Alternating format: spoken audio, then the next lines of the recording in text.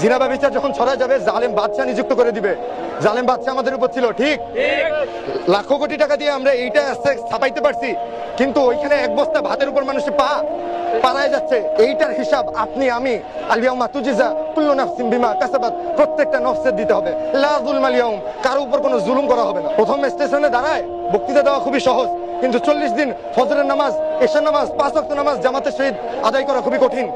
আজকে থেকে 14 বছর আগে কেউ জানতেন আব্দুল মালিক সাহেব দামাত বরকাতুহুম আলিয়া বাইতুল মুকাররমের ইমাম হবে?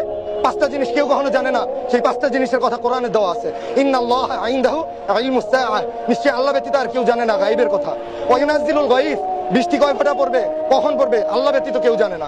ওয়া ইয়ালামু মা ফিল আরহাম, আরহামে মায়ের গর্ভে কি আছে আল্লাহ ব্যতীত কেউ জানে না। যতই সিটি স্ক্যান করাও আর যতই যাই করাও, আমাদের একটা সীমা দেওয়া আছে, সীমা লঙ্ঘন করতে পারি না আমরা।